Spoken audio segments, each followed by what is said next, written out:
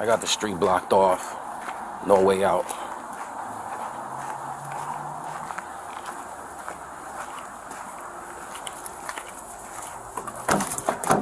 Oh. I got the street blocked. You're not going anywhere. I got the street blocked.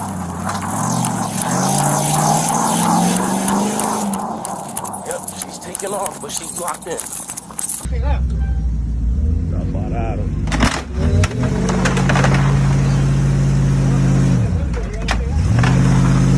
That's my car.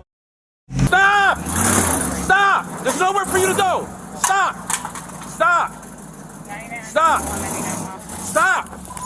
She's ramming my cruiser. Stop! Stop!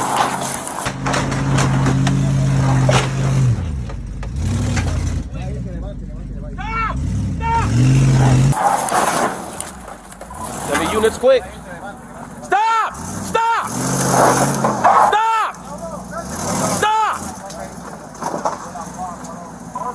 Stop! Put it in park! Cut it out! Cut it out! Alright, take it off on these Main Streets. Cut it out! Police say that suspect then led officers on a multi-city chase that ended with her and 7 officers in the hospital. Police say Casperson would go on to hit another cruiser at Brass Mill Way, then lead police on a pursuit that ended in Monroe when Casperson struck 7 police cars before crashing into a utility pole. The totality of the damages to all those cruisers you saw was about $135,000.